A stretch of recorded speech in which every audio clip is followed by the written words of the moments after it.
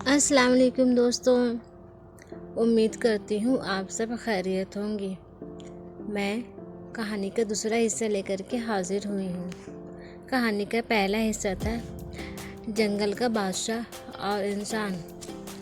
कहानी का दूसरा हिस्सा है जरदार का बेटा, खून और खामोशी की वारिस। इस कहानी को कई साल गुजर चुके थे। जरदार अब एक अफसाना बन चुका था। जंगल के सब जानवर इसका तज़किरा इज्जत व एहतराम से करते थे। गांव वाले उसे एक मुहाफिज के तौर पर याद करते हैं।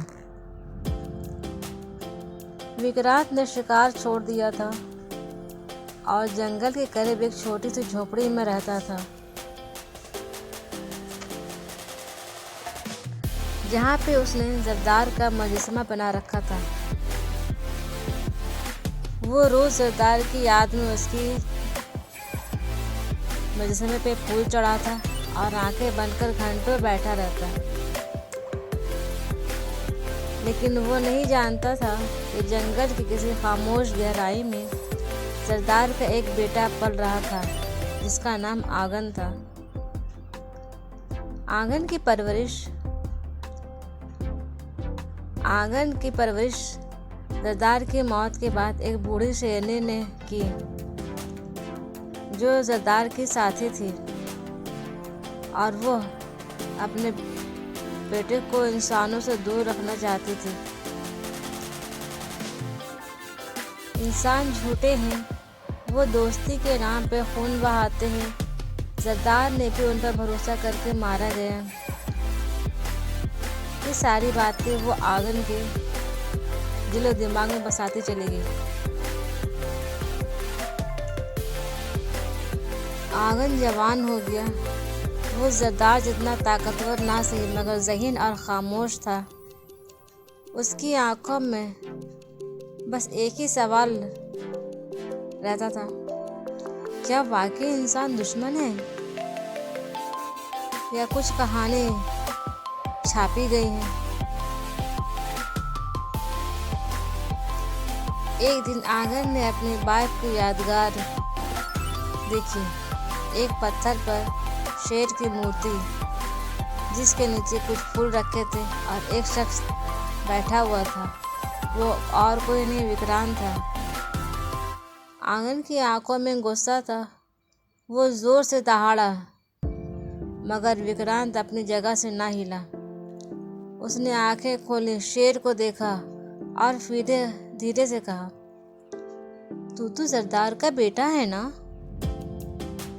आंगन इस तरह एक अजनबी शख्स से अपने बाप का नाम सुनकर हैरान रह गया।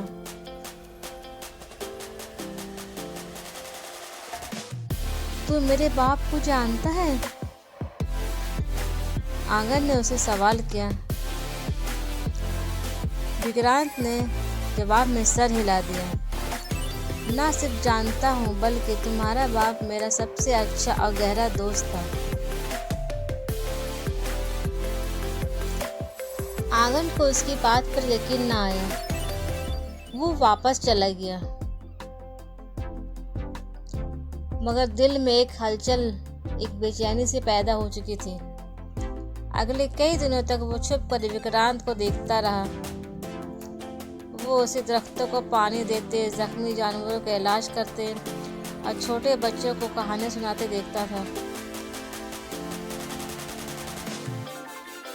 एक दिन आंगन ने खुद को सामने लाकर पूछा, अगर तुम वाकई में मेरे बाप के दोस्त थे तो वो कैसे मरे? क्या तुम जानते हो? विक्रांत ने जवाब में सर हिलाया और उससे कहा, मैं सब कुछ जानता हूँ। और ये बात मेरे दिल पर बरसों से बोझ बन करके था। आंगन खामोशी से उसकी बातें सुनता। उसकी माँ ने तो कुछ और ही सिखाया था। वो और ये सच एक दूसरे से बिल्कुल मुख्तलिफ थे।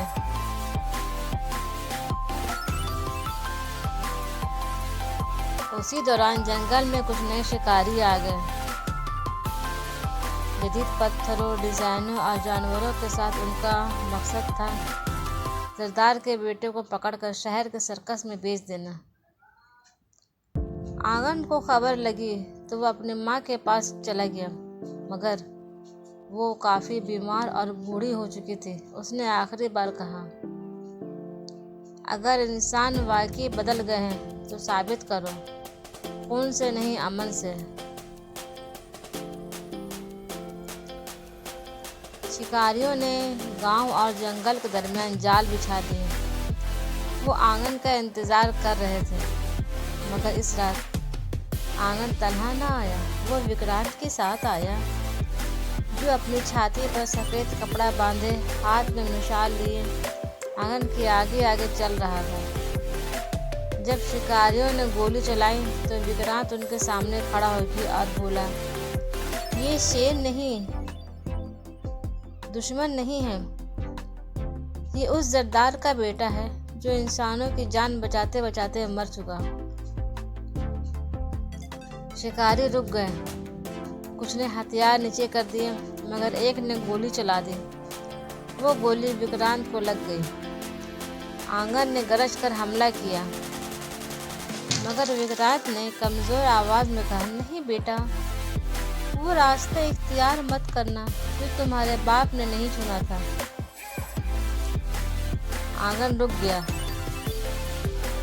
उसने एक ऐसी दहाड़ दहाड़ी जिससे सारे शिकारी भागने पर मजबूर हो गए। एक बार फिर से जंगल में की फिजा में खामोशी छा गई। चंद दिनों बाद विक्रांत के जनाजे पर शेर भी मौजूद थे।